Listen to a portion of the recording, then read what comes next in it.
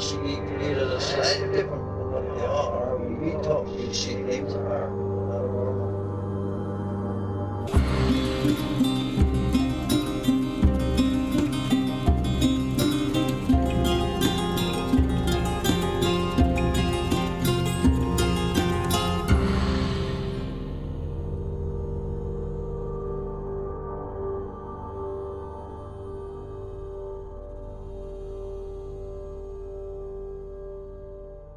Welcome to Strange Familiars. Allison, Yes. how are you doing? Well, I was much more loved yesterday when I got 17 texts. Yeah. Being a Pennsylvania resident, I've been pretty popular. Yes. Yeah. I felt quite popular myself. I felt very wanted. Yes. Yes.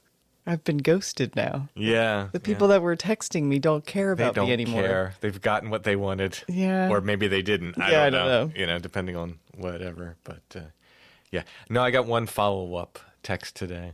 Oh. They're still hanging on. Yeah. You know. They're like, we do have your number, by the way. Yeah. We'll still take your money. We know the election's over, but we will still take your money. I thought, if I could interrupt, I thought that this might be a good moment to plug Brother Richard's book called Calming the Storms, because that actually might be something that would be helpful this week, because... You know what? If I had planned better, I should have planned to just have Brother Richard on this week, just as a calming influence in general. Yeah. And this is totally apolitical, because it's just, I think we just all need a break. You know, Right, yeah. This isn't about one side or the other. Yeah. This is about just... It's just too much to go through. Like, I mean, I know the memes all say this, but like, we can't have Halloween and the time change and a presidential election all within the course of 7 days. It's like too much. Yes, Brother Richard's book, Calming the Storms, Meditation as a Path to Inner Peace and Happiness, is available now. This is his second book. On tonight's show, Allison, I'm going to be talking with Delaney from Monsters Among Us and the new show, Monsters Among Us Jr.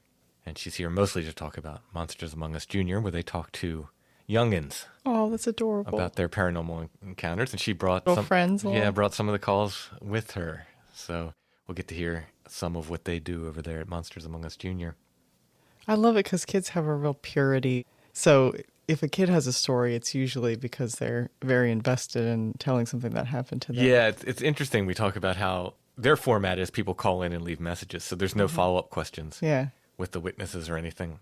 So the way kids tell stories are just, it's so matter-of-fact and just like kid-like in a way. It's just like, this is what I saw, bye. Yeah. Yeah. There's like no details. There's no context. It's Yeah. not like, this is something that's been haunting me for 25 years. No, it's just like, I saw a guy in my room, see you, bye. Yeah, stuff like that. Yeah. But it's super cute. There's still good stories, though. And Oh, yeah, they are good stories. There's one that connects to Strange Familiars for sure. Speaking of Strange Familiars, Chad has been running limited Etsy sales on his Etsy shop, where he puts an item up. I think it's up for either like a week or 10 days. 10 days, yeah, I think. And then he takes it. If it doesn't sell there, then he puts it in our antique shop over there at Black Rose in Hanover.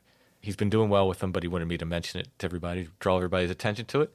They're limited edition items. Sometimes it's like a flint and steel set. Sometimes it's some kind of like wool. Yeah, I saw he had a Woolrich. Yeah, he gets Woolrich and other like... Classic flannel man kind of gear. Yeah, exactly.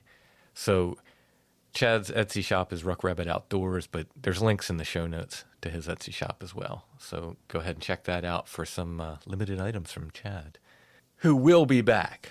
Chad will make his return to Strange Familiars. Also, before we get started, I want to mention Kaya.life, Kiya.life. That's the nonprofit at Pine Ridge Reservation that we are supporting as we're headed to episode 500 and beyond. They were nice enough to give us their Bigfoot stories, and we want to repay them by supporting Kaya.life. Kaya.life does great work there at Pine Ridge Reservation. Kiya.life. And I'm leaving you, Allison. For? The Carbondalian Festival. That was always my suspicion. That's how I was going to go. Just for a couple of days. But I will be there at the Carbondalian Festival in Carbondale, Pennsylvania this weekend. I'll be giving a presentation, and I think I might be part of a panel as well talking about the paranormal and so forth. It looks amazing. The stuff they have planned for this festival is pretty cool stuff. To find out more, go to carbondalianfestival.com, and if you can come out and see us there, go ahead and stop by. I believe Octavian will be with me. Partner in crime. CarbonDalianFestival.com. All right, let's go ahead and get to my talk with Delaney about Monsters Among Us Jr.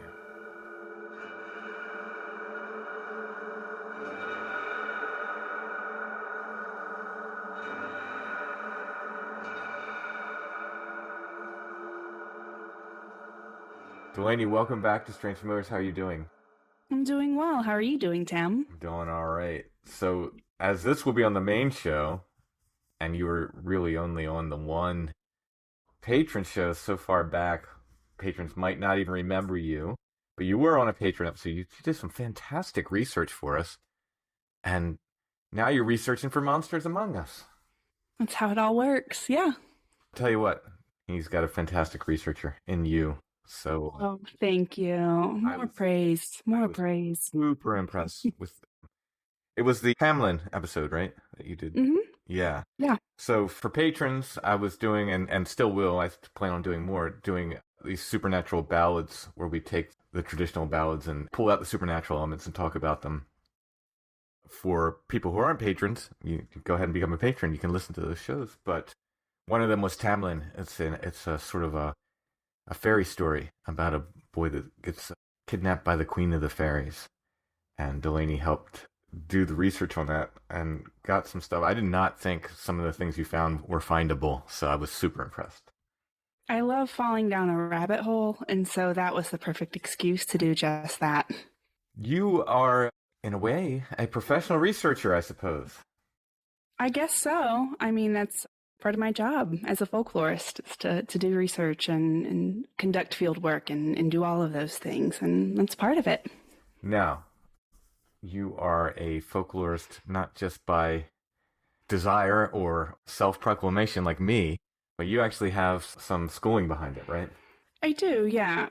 I was fortunate enough to do the graduate program in folk studies at Western Kentucky University, which is in Bowling Green. And when I was finished with that program, I moved over to South Central Kentucky, and now I'm in Somerset, and that's in Pulaski County. So folks might be familiar with Pennyroyal and close connections with Somerset there. Indeed. How do you find your way from that to Monsters Among Us? Oh, that's a long and winding road, I guess. When I was doing the graduate program, I had the opportunity to work in the Folklife Archives at Western, the Kentucky Museum. And so a lot of the work that I was doing there was sort of processing and digitizing and archiving just all the different folklife collections that belong to the university. And I was just sort of able to leverage that experience once I was finished with that program. And I'd been listening to Monsters Among Us for a long time, and they'd put out the call that they needed a researcher.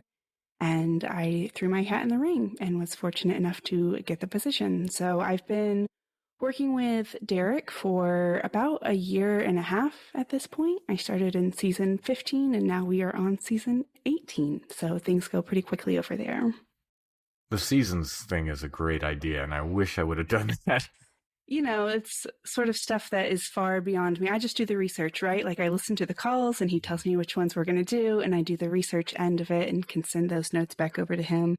I'm really fortunate that I don't have to deal with sort of the logistics of putting together an entire podcast. Yeah. Oh, it's a dream to have someone do that part of it, but it's all right. Yeah. Yes. Yeah. I've done way worse things in my life.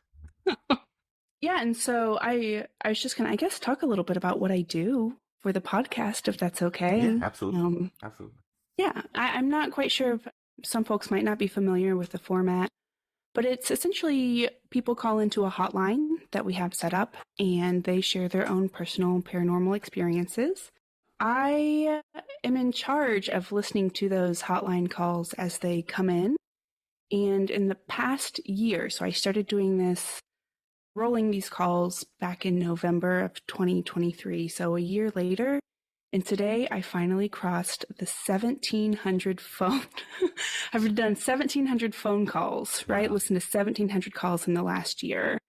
And so it's mind-blowing to me that so many different people can call in and talk about their experiences and their eyewitness accounts. And we sort of pick and choose and put those together in each episode. And then I do the folkloric research behind those phone calls. What percentage of phone calls are pranks or otherwise just, junk? Yeah, I have a spreadsheet. I love a good spreadsheet. And in our naming convention for our file names, we normally put like a brief description of what each call is about. And if it's a prank, we just put prank and don't really worry about it. I would say in the past year, maybe only like 3 or 4 phone calls have been like outright pranks, which I thought was pretty impressive. Yeah, yeah. That's not to sort of speak to the validity of other stories maybe that are coming in or how people are telling them, but they're doing a really convincing job. Yeah. This isn't me making a judgment on whether the stories are real or not. I just meant like obvious things where people are being, obviously the jerks on the phone. No, and it doesn't happen, and as often as I would think that it would happen, right? And so, yeah, only 3 or 4 maybe in the last year, and I'm really thankful for that. That's makes my job a lot easier. That's heartening. Yeah, I had to shut down our call-in line. People were people were not being responsible with it. So yeah, and the way that ours is set up, there's a 5-minute time limit, right, per each phone call, and so sometimes people will call back in, right, to sort of finish up their story. And so I think the longest one that I have come across was someone called in 20 times in a row. Wow. And just sort of have people just find this space or this platform as a way to sort of unload everything. They feel comfortable, they feel safe in doing so. And, we just get a lot of stories that way. And that's really exciting to hear. Have you ever come across somebody that's been on both Strange Familiars and Monsters Among Us? I'm sure it's happened. I have, yeah. I have. Uh-huh. A couple people in the Discord, but then also other people who have given interviews on your show have called in with the exact same experience for our show. Oh, so, cool. Crossover. Yeah. That's very, very cool. Mm-hmm. So how'd you guys come up with this idea for Monsters Among Us Junior? Yeah, it's pretty straightforward. We were noticing that we were getting a number of kids calling in with their experiences, and so we had enough to put together sort of like a patron episode of just a number of kids' calls sort of played back to back. And I think the goal from the get-go, when I first started Monsters Among Us, was that Derek and I would sort of tag team, right? A podcast in the future. And I love working with kids. I think at heart, I'm just like a 12-year-old girl, perpetually, right? A 5'10", 12-year-old girl. And we just decided to focus on sharing the kids' calls the same way that we do the adults. And so it's pretty much a similar setup, right? We also have a hotline specifically for kids to call in their experiences. And instead of Derek doing, a lion's share of the work, now we are both researching, writing our own segments and recording together. So it's a really nice collaborative effort. Is there any worry about the kids need their parents' permission to do this? We do. In each episode, we sort of give the rundown of how they're able to share their story with us. And one of those sort of requirements is that they get their parents' permission. So, I guess that's between a kid and their parent or their guardian. Mm-hmm. Sometimes we do have kids and parents on the line together, right? Each sort of sharing their perception of what happened. And so those are always really fun to listen to as well. Yeah. I think I've had that once or twice, and it is really cool. Because you get the parent will put the kid on, and you get the sort of the kid perspective, and the parents give the sort of details around it and stuff. I like that a lot. Yeah. And so we release every Wednesday, and we have about, I think tomorrow will be episode number 9 that's coming out. And they also this particular podcast differs from the main show in that it's only about 20 minutes long. And that's a welcome sort of relief, I would say, from the hour to hour and a half that you're getting from the main show. And also, like I mentioned earlier, we have that 5-minute time limit for adults. Kids, I would say maybe the longest story that we've had so far is 3 minutes or so. I think kids are still sort of figuring out how to structure a narrative or how to tell a story. And so these things that we sort of take for granted as adults, kids just sort of aren't quite there yet. And so they leave out details, right? They're like, I saw a two-faced lady. Have a great day. And it's sort of leaving us hanging for that. But yeah, it's a fun part of it. You brought us 3 calls to listen to.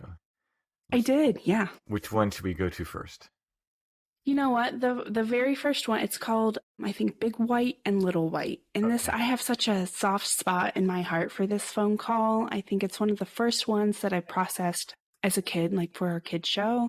And there's just something about it. So I hope you enjoy it as much as I do. I haven't heard these at all, so I'm listening for the first time as I play them here. I would like to say anonymous. I called before about the Black Shadow Man, and now I want to call about Little White. At my school, I hurt my eye a while ago, and I would go to the back of the school, and there would be 10 feet tall or so white, bloodshot eyes on top of this house, and then it would tell me orders to do. And then, once I was farther in the school, there was Little White, about 2 feet tall, still bloodshot eyes, but has white sneakers on. They would tell me what to do, and Little White would always say, "Where's Big White? Where's Big White? Where's Big White?" And I would say, "Over there, over there." And then everything would just get dark outside. And that happened every single time. And there was no clouds in the sky every time. My friends said it was like the solar eclipse or something, but I knew it wasn't. And that's my story. Okay, so boy, do I have so many questions.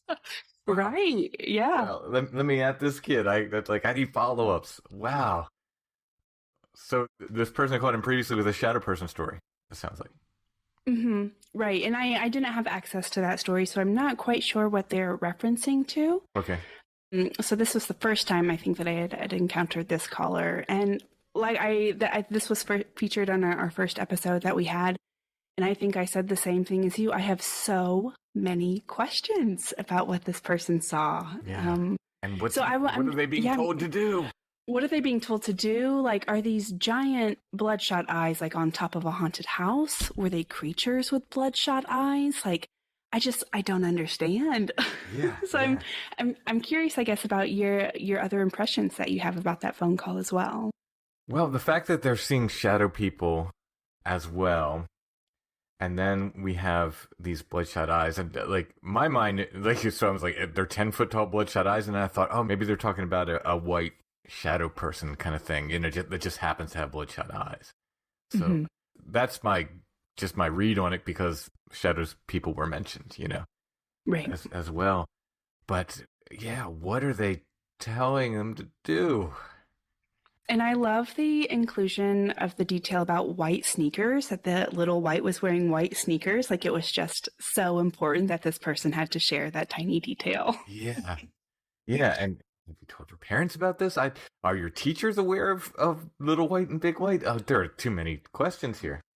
Right. And so I think it becomes our responsibility as hosts, right, to interpret these stories using one of our probably many paranormal lenses that we've picked up over the years, to discuss these calls in a way that's like slightly more cohesive or linear, or maybe like accessible to a wider, more general audience, right? So like taking what these kids are sharing and then turning it into something that's like easily consumed or easily understood, while also treating it with the respect and dignity it deserves. Yeah, exactly. That's the thing. Little kids are having encounters with the other just as big people are. And right.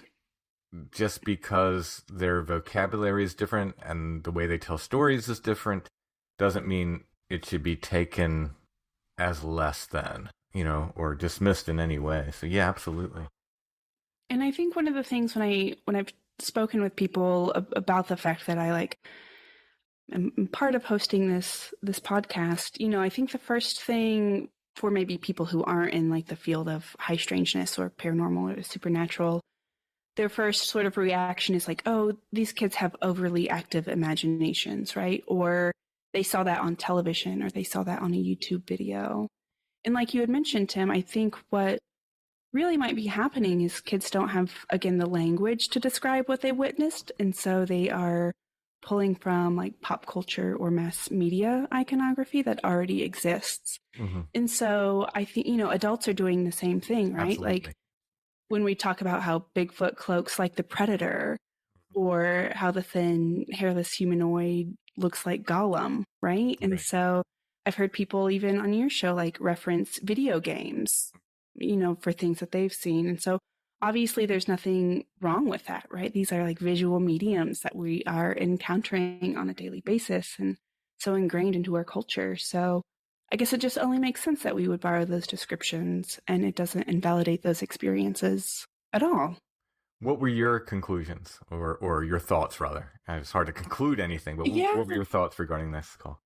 In my head, I love the idea of just two giant eyeballs hovering over a haunted house. I think there's something really compelling about that imagery. But I think what I did in the episode, right, because that was my segment I was responsible for recording, was I asked more questions. And sometimes I think that's just sort of the best route to take. I don't think I would ever claim to have all the answers.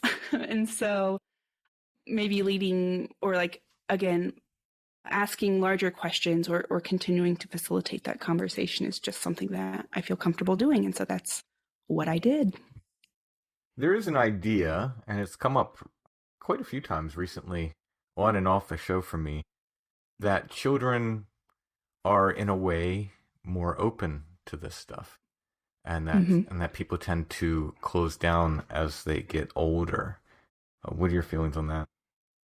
Yeah, that was actually one of my notes that I had here that I had planned on talking about with you tonight as well. And so, this idea that kids are somehow more closely linked with the spiritual realm, or more spiritually attuned or receptive to what the other has to share.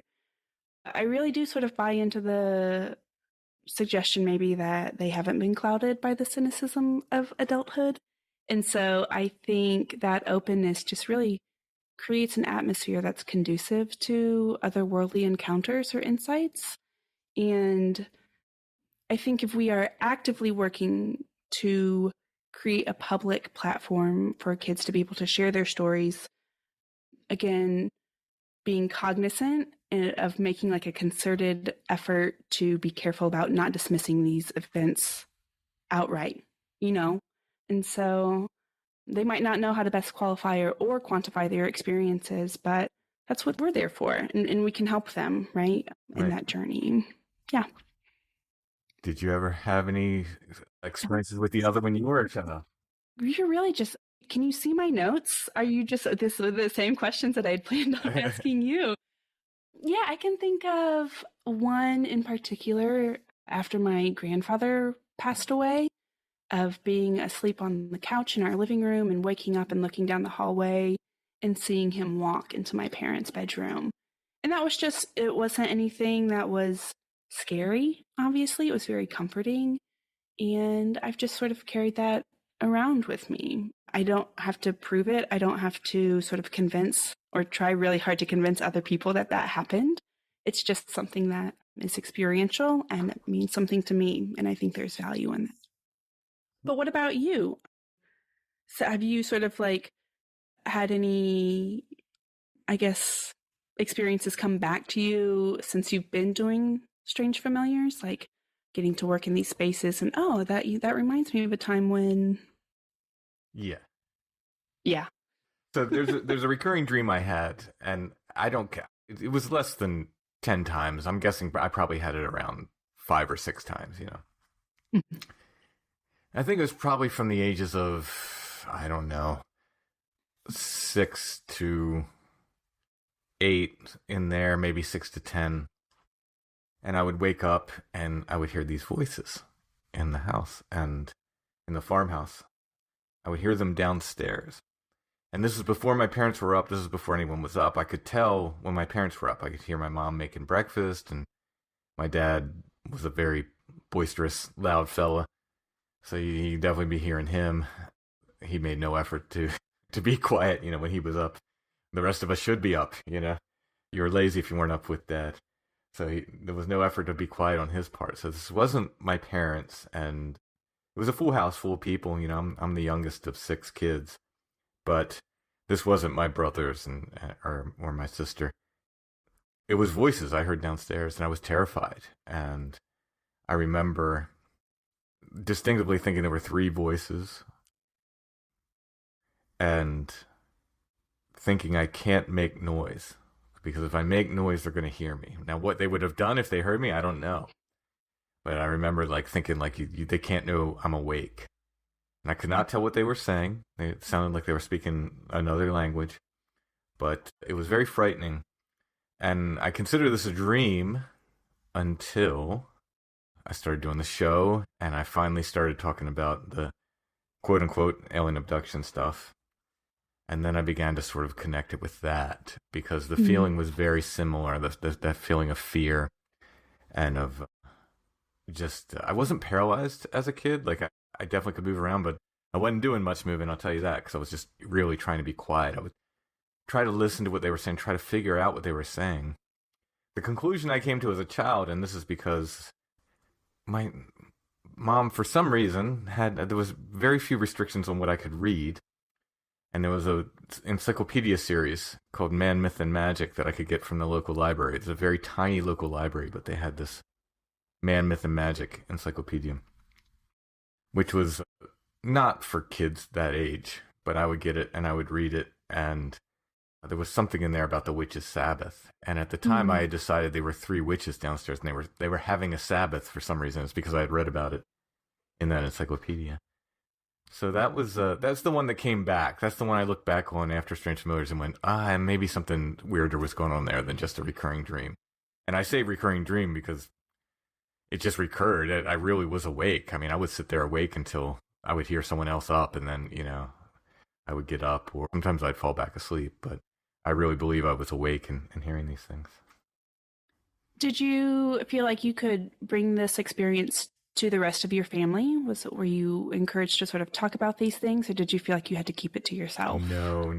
You would be made fun of. My family was, it's a story for another podcast. But no, that would not be something I would have talked about with my family. Certainly, maybe my mom when no one else was around, but certainly not with my siblings at all. That would open you up for years of ridicule. Gotcha. Well, that sort of brings me to my next question for you, if you don't mind. I'm going to turn the tables here really quickly. Go for it. Did either of your children have their own experiences when they were growing up, and how do you navigate that as a parent if they did? Yeah, so I believe my son did, and I'm going to keep this on a very, we don't know, and I'm not going to say level, because it's for him to tell these stories if he ever wants to, Mm-hmm. And he might categorize them differently, than I do. But there were some certain things. There were definitely some things where there's plenty of pictures of the Virgin Mary around the house. And when he was real little, he would say he saw Blue Mary, a blue Mary. She was blue. And interestingly enough, later in life, he told me that he would probably call it a dream, but some kind of experience with a blue woman.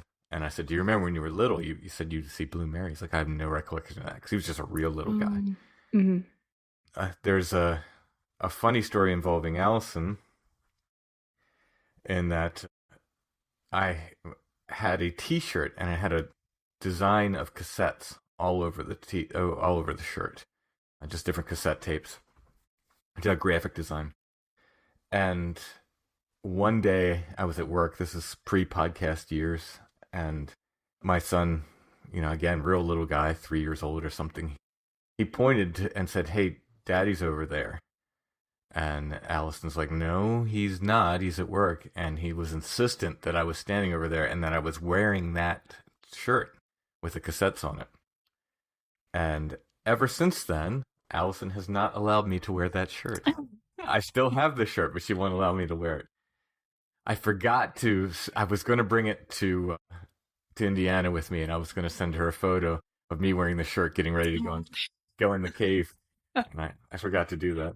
But yes, she has no superstition, and she's a bit of a skeptic, but will not allow me to wear that shirt. So make of that what you will. And that's why we all have a giant crush on Allison. So, it makes sense.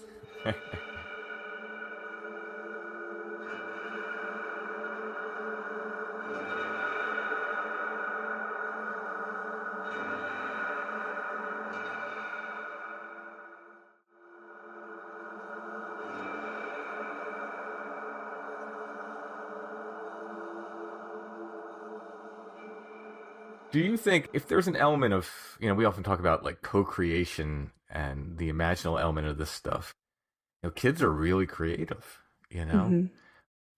What a sandbox for the other to play in if that's the case. Oh, absolutely, right? Just like a field day of what they could do and how they could reveal themselves and how they can manifest and what conclusions could be drawn from that, right? Mm-hmm. Like, wild. Yeah. It's so interesting. I mean, I don't know if you've had any of this stuff, but some of it gets like borderline like scary. The ones we've had where, kids see cartoon characters that are trying to beckon them under the house and stuff like that, that gets a little like, whoa, that is like, What is happening there? Have you had any creepy ones like that? Nothing menacing so far, which I'm really thankful for. And a lot of the research that we do too, I would say maybe in contrast with the adult show, is that the information that we provide is like relatively surface level or sort of like introductory, right? And so again, because we only have 20 minutes, we're sort of limited by what we can share or how deeply we can dive into something.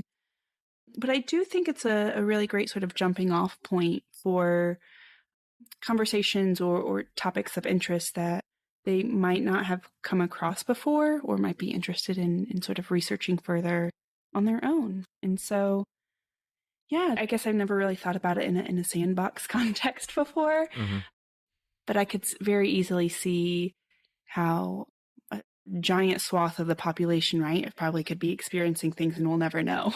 Right. Yeah. But I think one of the things so far that I've really enjoyed about being able to do Monsters Among Us Junior is that I really do believe that it encourages a sense of play and a sense of creativity. And I think sort of listening to their stories can definitely be a reminder of how goofy and fun and spooky things can be. And again, I don't say that in a way to like patronize or delegitimize their experiences, but like every time that I listen to a phone call, I'm instantly transported back to being like this, chubby 10-year-old with a bowl cut and braces reading, library books about witches and fairies.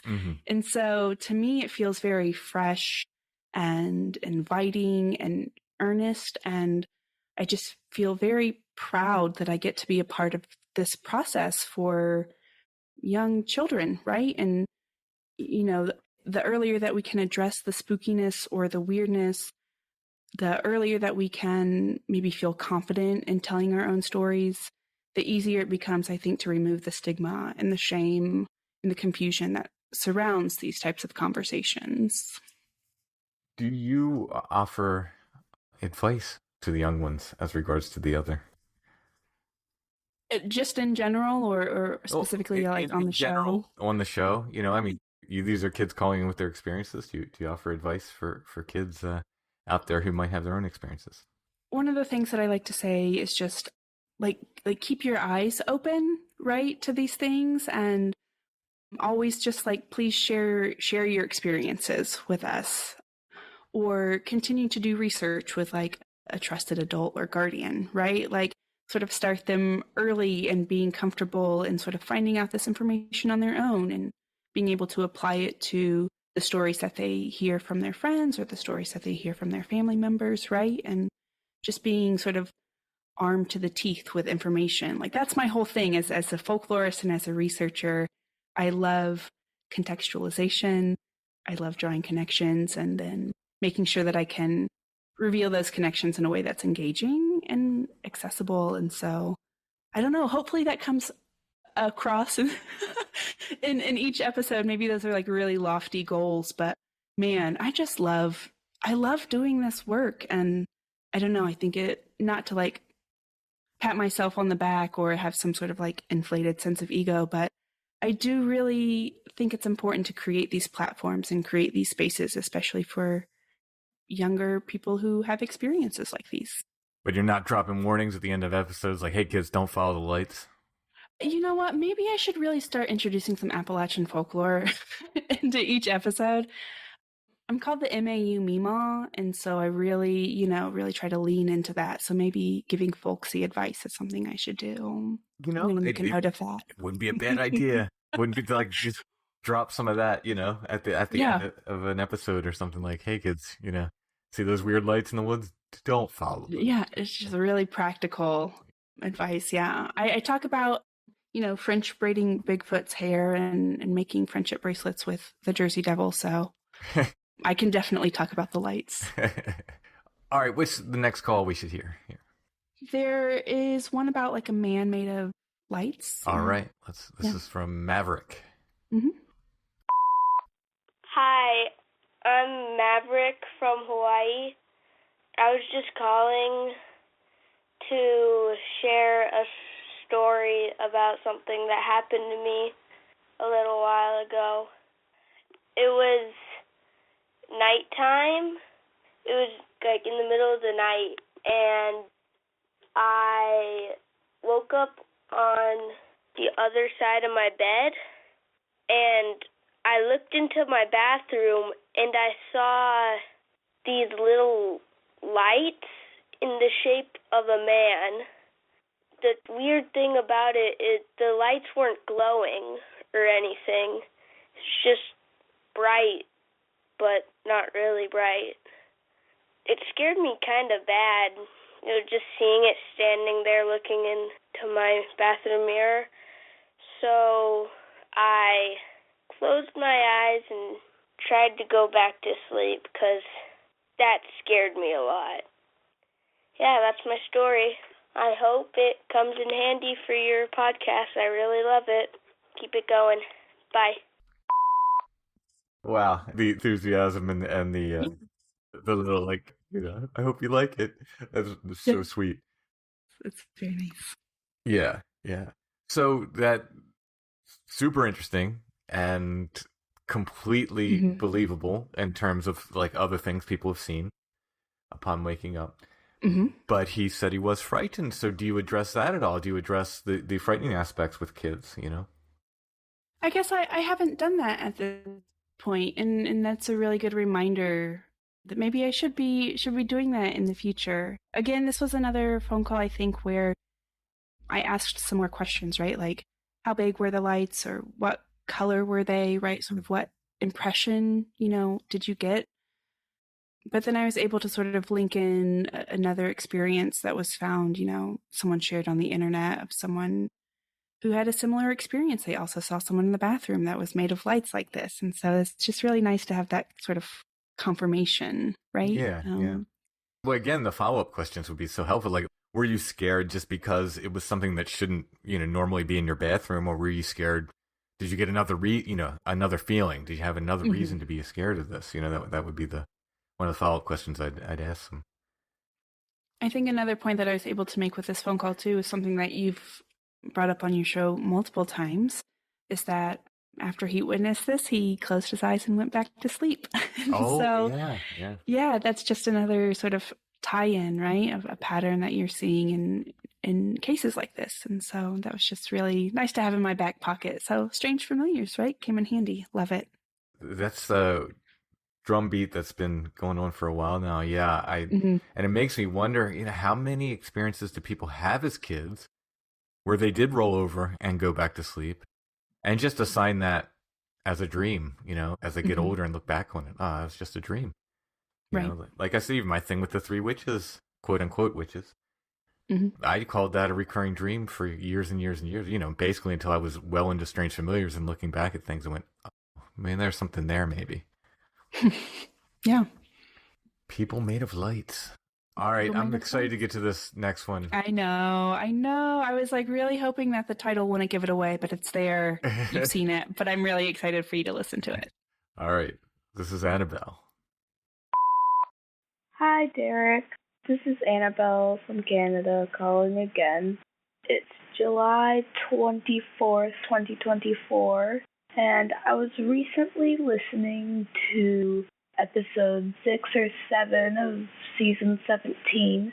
Someone was talking about weird breathing with a couch, and it spiked my memory for the poltergeist that I have in my house. I talked about this in a recent call with the sink turning on. So yesterday, July 23rd, 2024, I forgot what time it was, but I came home from being at my school playground and something fell, like off my table, like a water bottle or something. I have a cat and a dog. My other dog recently passed away and we got a new dog, but my cat was upstairs eating and my dog can't get up on the table, and a water bottle fell, which is odd because nothing was on the table. I haven't named this poltergeist. I think it was with you or someone else. I think someone named their poltergeist Polly Poltergeist. I've seen my poltergeist. He's a tall figure, and he often wears a plaid jacket and jeans. Yep, that's it. Love what you're doing. Stay spooky. Bye. I've got a name for that poltergeist. You sure do. Wow. Wow. A little kid seeing Flannel Man. Very, very cool. Yeah, so it's a nice tie-in, I thought.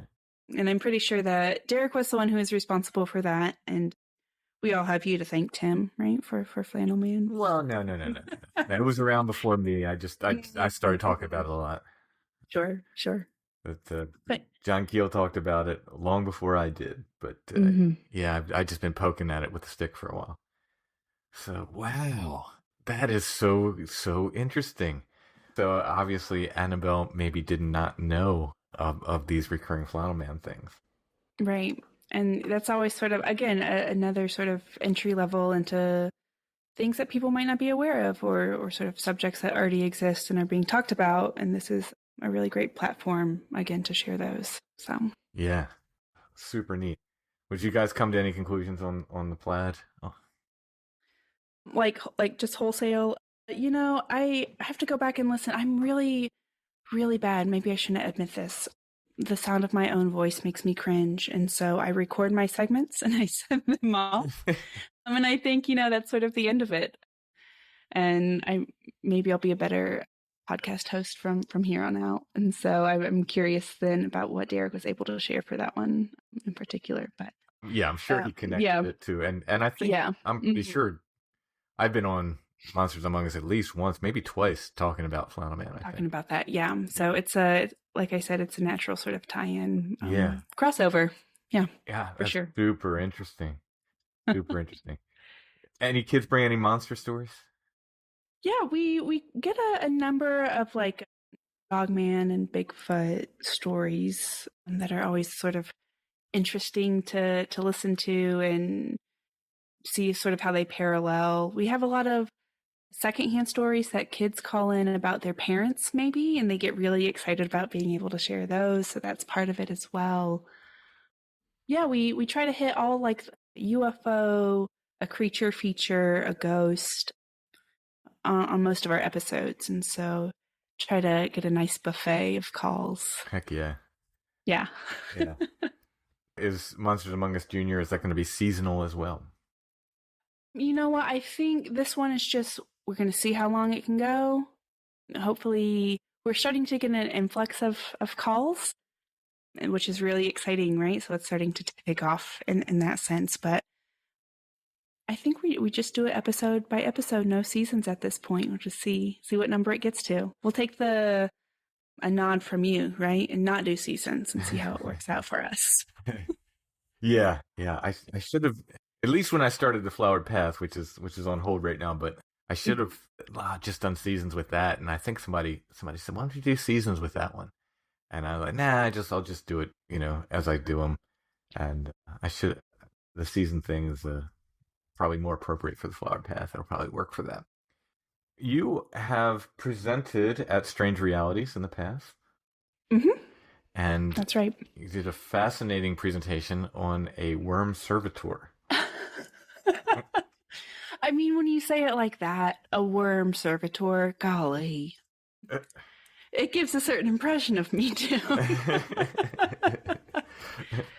But yeah, that was 2 years ago. And was it last weekend or the weekend before?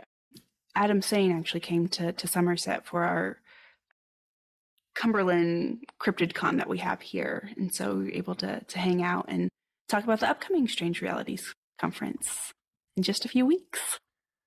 Well, did you put this worm servitor to work? Did he find treasure for you? I think the worm servitor was about the friends we made along the way. The servitor was the treasure. It was the treasure, that's right. I was really hoping for like a gold doubloon, right? Or a fancy wedding ring that had been lost. Nothing really came from it. I do still have, I don't know if I talked about this when I gave my presentation, but I made like a physical object, right? Sort of like what would you call that? Like a talisman or a totem. There's a representation of this earthworm, and she's still hanging out on my mantelpiece. So I see her every day, and I should really put her back to work, I guess. Well, the concept of buried treasure is incredibly fascinating as regards to the other, and something I'm going to be digging into. There's a pun. Okay. Yeah. Oh, it's so late. I have to go to bed. I'm going to be digging into that a great deal in the future, but it's absolutely fascinating that you decided to do that. Was that an eye on like knowing buried treasure was a part of all this, or was it more just let's do this experiment kind of thing? I think it was mostly like, let's do this experiment. I sort of maybe reverse engineered it, right? If like I wanting to do this ritual, sort of give attention to a thought form, and the best way to do that in my head was to create an earthworm servitor that could help me find buried treasure. And so I think in the presentation that I gave, sort of again also dug into buried treasure lore and how it exists and the motifs that exist within those legends and how it relates back to folkloristics and urban legends and folk tales, right? Everything is sort of tied together when it comes to buried treasure. And I love that about it. Oh, yeah. It's omnipresent in this stuff, and if you're willing to look at the symbols and not take it as buried treasure as a literal thing all the time. See, it can be literal. It can be absolutely literal.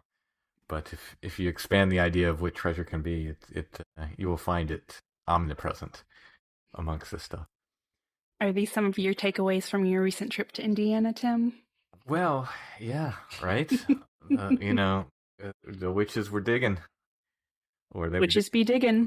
They were digging for witches anyway. So it's certainly a part of it. What was the treasure there? And I did go into a cave, so. It remains to be seen what comes of the cave and why we were drawn there. I mean, the woman Gina we had on, who was doing the past life regressions a few episodes back, she had done a drawing of a cave. And she had this book of... We didn't really get to it after we did the Estes session for the patron show. She took us in her house and she showed us these books. It's essentially channeled drawings and paintings that she had done. Filled this book for like a month. Channeled all this information, but there was a red line on this one page, and she said, "I think it's a cave map," and she assigned it to a local cave. There's a local cave here, and I immediately knew that was wrong because I'd seen the map of the local cave. I didn't say anything. I didn't want to be like, "No, you're wrong," But I was like, "No, that's not." It's a local cave. It's called Wind Cave, and I was like, "Nah, that's not Wind Cave," because I'd seen a map of it before, but I was just like, "Well, I'll just whatever." And it turns out we were given, I think, 9 cave maps around the area where we were visiting in Indiana. And one of the caves the map of it was nearly an exact match to what she drew. And we took that as a sign. Hey, maybe we better go check this cave out. I don't like... Go ahead. Oh, I was just going to say, and you had a professional spelunker, right, on your team who was sort of very knowledgeable. Yeah, Tyler. Yeah. And Tyler can't wait to get in any cave. I mean, you know, I'm not a fan of caves, especially if I can't stand up. If I have to, like, I call it Pooh Bearing in, you know, if I have to Pooh Bear into a cave, that's a reference to Pooh Bear getting in and out of Rabbit's house and getting stuck. If you're familiar with the Disney. I am, yes. I do not like to Pooh Bear anywhere, and that's my great fear. And we went there, and I literally prayed that there would be a bat fence across this cave. As people may or may not know, many caves are fenced for the safety of bats. And I heard that many caves in this area had been fenced, and I was like, come on, fence, be there. And we get there, and lo and behold, there's no fence. And I did indeed have to Pooh Bear into this cave. But it opened up, and we explored it, and we did an Estes session, and we'll see what that yields, because it was interesting. We couldn't get any reception down in this cave. We were 444 feet, I believe that's the length of this cave. We were in the very back of the cave, no reception, but I was seeing little visions. And so I just spoke what I saw, and we'll see if there's any relevance to that going forward. But so I don't know if the cave was a distraction or if the cave is part of the story, but it was interesting, and I think the fact that I'm glad for the experience. I was not happy at first, but then when I did it, I was glad I had done it, and I think that's part of all this too, sort of facing down your fears and getting these experiences. Right. Well, now I feel like I have even more questions about what you would consider to be distractions. Or do you feel like those are popping up more and more as you continue on your sort of journey with this particular narrative? Or yeah, I do. And I think it's these little, you know, maybe they're side quests, right? And maybe they're not distractions. Maybe they're side quests, but like I said, you know, it's this double-edged sword. You know, on one hand, I'm happy for the experience, and I'm happy to get Tyler some cave time, because that's really important to him. He wants to explore caves, you know. So I was happy for that, but I was sort of frustrated to be taken away from the main part, the main area where we were working on things, without knowing, is this related or not, you know? And we might know in 6 months or 2 years, or we might never know if it's related. But the end result is, you know, we got done what we needed to get done. You always want to do more. So what we're doing down there is we're gathering more information, and we're getting things ready to tell the story in the way that we want to tell the story. So there's work to be done, you know, in a sense. Like, there's things we had to do. And I you know, so on one hand, I'm like, oh, this is a distraction, and we have work to do. We have things we need to do. But on the other hand, you know, I come out of it and I'm like, wow, that was a really cool experience, and I'm really glad I did it. You know, in the end, going in as trepidatious as I was, and if I have to be honest, I was quite bitchy to Tyler that morning. I was super happy at the end of it, because I was like, no, I'm glad I did it. I'm glad for the experience. So, you know, you have the two things you have to weigh there. And just one more question, Tim. I promise I won't pry too hard. Go ahead. Do you feel like there is like a definitive end to this particular journey that you're going on? Or do you think it's something that you could see lasting, you know, a significant amount of time? We will return to this area probably for the rest of our lives. As long as we're welcome there, we will return there. Part of that has to do with the people who are just lovely, lovely people. But the other part is, you know, there's things happening there. And is the story done? The story's at a place where we can tell our part of the story, I think. I think the more we visit, the more we can add to it, but it's almost like little details, you know. The thrust of the story, I think comes in our first visit, and then it's you know, interesting details to add on the second. You know, somebody else had an encounter with this and we heard this sound. It's just sort of little interesting details. But the story happened on the first trip, I think. And we'll just add to it from there. But I think it's so hard to talk about without giving it away. I know. I don't mean to like I said, I don't mean to pry. I'll wait just like everyone else for, is that episode 500, right? No. So episode 500 is Pine Ridge. Oh, Pine Ridge. That's right. Oh gosh, cut this. So, It makes me sound like a goob. The Witch Digger story, you're going to have to come see us live. That's right. We're touring it live. That's the way we're going to tell that story. And I'm super excited about it. I'm very, very excited because I'm kind of thinking of it as it's probably not new. People have done this before, but it's, sort of new to me, a new form of storytelling is the way we're looking at it. And the story has an end in as much as there in Indiana, but the story does continue, and that'll be made apparent going forward. So there's the quest goes on, but this one part of the quest is I think the story to be told is mostly based on our first visit. Well, there you go. Yeah. Oh, I'm so excited. Yeah, I'm excited for everybody to hear, and I know people are frustrated at the way we're talking, but I just can't, the impact of it is going to be really, really cool. And the way it is told and the things that happened, I promise it'll be worth coming to see the live shows, because there's a story, and it comes full circle in a sense. And it makes a lot of, I don't know if any of this makes sense, but to me it makes sense. And it ends in a place that sets us up for further adventures. Oh gosh, that's great. And I hope at some point Brother Richard comes out on stage, right? You guys just sort of have all these people in your back pocket. Well, if we go to Ireland, I cannot see, and there are plans to take this to Ireland, so I certainly will have Brother Richard if we're in Ireland. I would hope so. I mean, I don't know what, I can't guarantee. I don't know what his schedule is, but I would hope he would make an appearance. Oh man. And this is in 2025, next year? That's the plan. The plan is to have it rolling in 2025. We already have a show booked in August, so we definitely have to have it done by then. But my goal is to have it done end of this year, ready to go in 2025. Right. So, Tim, that's so great. Looking forward to it. And so, you've allowed me to promote myself in your interview. So tell us where we can find Monsters Among Us Junior. Yeah, on any streaming platform. We're most places. So wherever you get your podcast, just type in Monsters Among Us Junior. You'll find us there. We are also on Facebook and on Instagram if you're interested in connecting with us on those social media platforms. And if I can quickly plug our hotline. I was going to ask you to do it. Yeah, great. Thank you. It is 1-833-MAU-KIDS. So that's 1-833-MAU-KIDS. Yeah, there we go. That's our hotline. All right. If any young folks want to share the story with Monsters Among Us Junior, go ahead. But remember, you heard about it here on Strange Familiar, so share it with us too.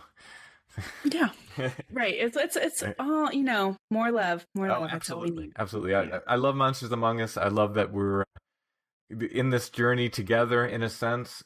The podcasting realm, I think some people, maybe from the outside, think there's a competition, but I've not experienced that with other podcasts at all. It seems to be just a very supportive community, and everyone's pulling for everyone else, and there's room for all of us, so the support I've gotten from the world of podcasts has been incredible. From other podcasts, no one's ever, at least I've never felt any kind of competition or anything from other podcasts like that. Everyone's just been super great. So I'm glad to call the folks at Monsters Among Us friends. Yeah, absolutely. I feel like inside me there are two wolves. One is Strange Familiars and the other is Monster Fuzz. And so they're constantly at war. Yeah, no, it's just, I'm always sort of blown away. I know on the Discord for Patron that there's the other podcasts besides Strange Familiars, right? And so people are always so willing to share just new episodes and new series. And it's always so great, right? That this field is so expansive and it can be so inclusive and collaborative. And again, I'm just really very thankful to be part of that process. All right. Delaney, thanks so much for coming on Strange Familiars. Thanks for having me, Tim. All right, we'll talk to you soon.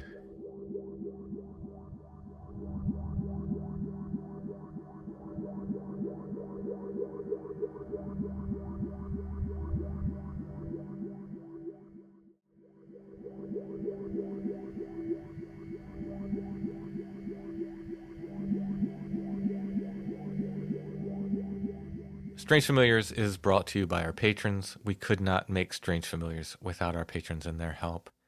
If you like Strange Familiars and you'd like to help us to make the show, you can become a patron at Patreon. It's patreon.com/strangefamiliars. All of our patrons get commercial-free versions of the weekly shows as well as extra content. We do exclusive Strange Familiars episodes for our patrons every month.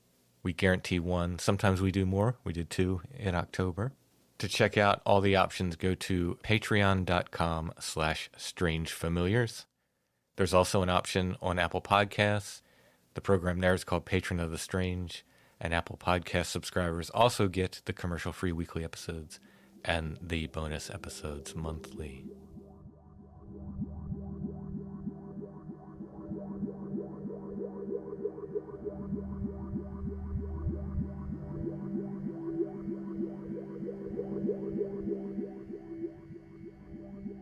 So if I open this box, do spiky face people come out of Hades and try to drag me down? I'm not getting that reference. He says the puzzle box. It's a Hellraiser. Oh, okay. I do remember that. You used to have like a little replica of the Hellraiser box. I still do somewhere. Not the working replica. It's like the one that's just a box that's decorated like that. I really only like the original Hellraiser themes that Coyle did. That's really like my only... We were talking about that on the Discord because I mentioned Coyle in our show with Monster Fuzz last week, and people were like, "Oh, what was your first Coyle?" And I was like, "It was actually unreleased themes from Hellraiser." Mm-hmm. And I went out, I believe, the next day and bought that record after hearing it on the radio. And years after that, I found out a guy who joined my first band was probably the person who played it. We think he was. Like, he was probably the DJ that played it. He was a PJ? Yeah. And then he ended up joining my first band. So that came up, unreleased themes from Hellraiser. In any case, this is a puzzle box. It is not the Lament configuration. At least you called it a puzzle box. It seems less puzzly. Yeah, it's sort of like a... It's not, I mean, there's no puzzle to it. Or if there is, it's very simple. I figured it out. You just used the hinges. Yeah. It's a cute little box. It's a neat box, you know. It has Mount Fuji on it. You know what you could do with that? Put your weed in there. Yeah, that's from you have to tell people that that's... We've talked about it before. Yeah. It's an SNL skit. It's an old SNL skit. Anyway. Which used to work from when you worked at a music store. Yes. Repairing instruments. And yes, any little pouch or anything in a because you would case. find that a fair amount, right? Well, not a fair amount, but occasionally. Occasionally. Wouldn't you say that's definitely Mount Fuji? I would say that's probably Mount Fuji. Yeah. It's a little Japanese box. Yeah, I don't know if it's painted. I think it's painted. It's inlay. It's just pretty. Cool little box. I usually live like this time of year. I like to stock up on little boxes for the holidays because people either like to put other things in them or it's always neat to get a little box to put other stuff in. So I will put a photo of this in the show notes. And if you click on that photo, it'll take you to our Etsy shop where you can purchase that box or other curiosities of the week, those that are left. Do you think it's actually Japanese in origin? Well, it is stamped made in Japan on the bottom. Well, then it is Japanese in origin, isn't it? While you're at Etsy, you can pick up other things like my books. If you get them from us on Etsy, I'll sign them before we pack them up. Artwork, original Zen prints. We've got Strange Familiars t-shirts, stickers, patches. There are, I believe, just 2 Strange Familiars mugs left right now. So if you want a mug, now's the time to get it. I'm not sure when we'll be making more. Allison has some ephemera up there, some photos and some various ephemera and things at Etsy. Our Etsy shop name is Lost Grave, but if you type in Strange Familiars, our stuff will come up. Is the eBay store Strange Familiars now? Yeah, the eBay store is Strange Familiars. The ID is Omiwise, Omiewise. Okay. So check out the eBay store. Yeah. You know, in real life, if you want to do in person, you can check out our antique stand at Black Rose Antiques in Hanover, Pennsylvania, which we share with Chad. Good variety of stuff there. You can find my books there. Chad's got axes and wool and all kinds of woodsman-y stuff there. Mm-hmm. And you have a lot of like art glass and a lot of framed stuff there in Hanover and some old books. Good variety of stuff at Black Rose Antiques in Hanover. And then you also have a stand at State Theater Vintage in Columbia. What do you have there? A lot of glass there too, but I also have probably more photos there and So like more decorative pieces. Like I have some, religious things. I have a whole cabinet full of like medical tools. If you need a speculum for any reason. I don't ask questions. You can buy whatever. Yeah. That's State Theater Vintage. That's in Columbia. It's actually in the old theater there in Columbia, Pennsylvania. That's on Locust Street, I think. Is that Locust? Yeah, I think it is Locust I think it's Street. Locust Street in Columbia. But you can check out our stands there and at Black Rose as well. They're pretty packed for the upcoming season. So. Mm-hmm. Thanks for listening, everybody. We will be back soon with more Strange Familiars.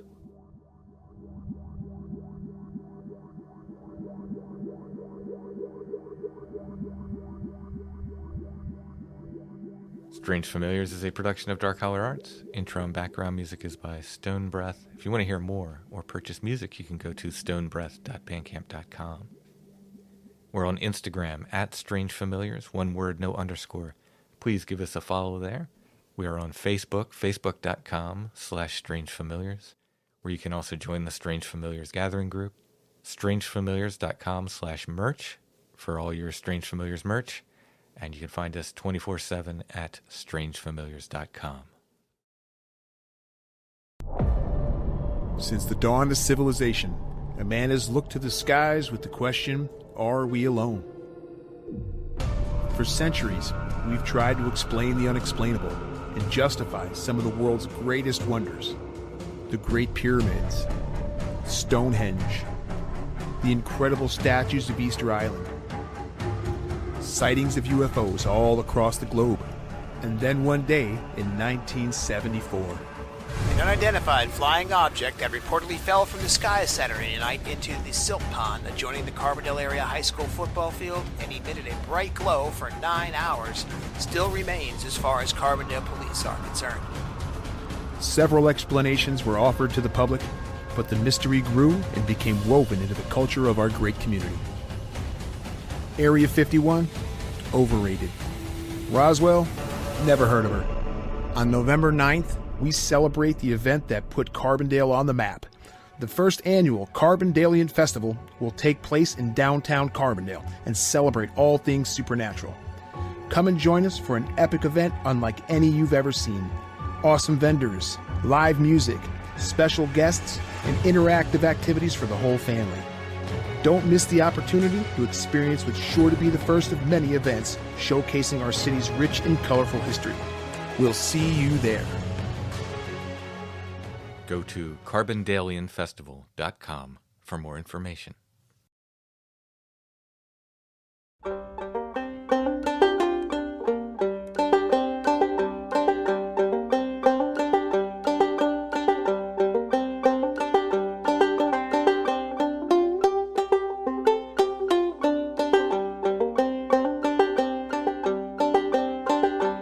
Along the path we parted ways. I walk the night, you tread the day, and we forgot we slept in knots all on the Sunset Coast. We shared our meals, we shared our songs, by candlelight or by the sun. I know you've sung 1,000 more all since the time you've gone.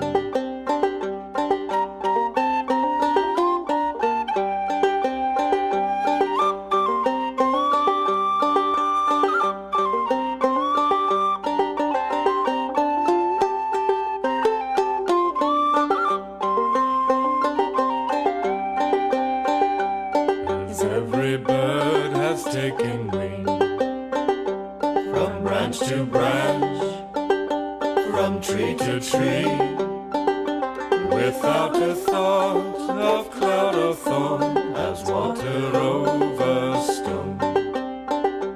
And so it is you've flown away, my friend. I think on you today. I hope sometimes you sing my songs all on the Sunset Coast.